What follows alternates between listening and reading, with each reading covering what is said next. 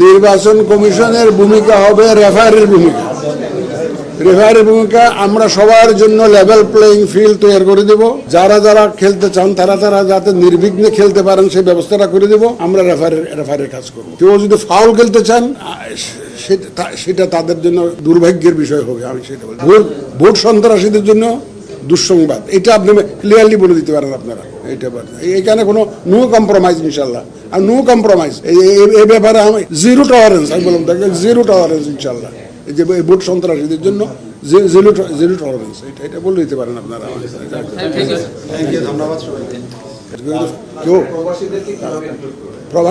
সেটার জন্য আমাদের তো অনেক, আপনাদেরকেও দাওয়াত দিয়েছিলাম, আমরা অনেক এক্সারসাইজ করেছি। এখন আমাদের একটা অ্যাডভাইজারি কাউন্সিল আছে, ওনারা শিগগিরই আমাদেরকে একটা রিপোর্ট দিবেন, দিয়ে এগুলো আরপিওতে আমাদের ইনপুট নিরপেক্ষ রেফারি। যারা বুটের মধ্যে সন্ত্রাস করতে চায়, বুট সন্ত্রাসী যারা, তাদের জন্য দুঃসংবাদ।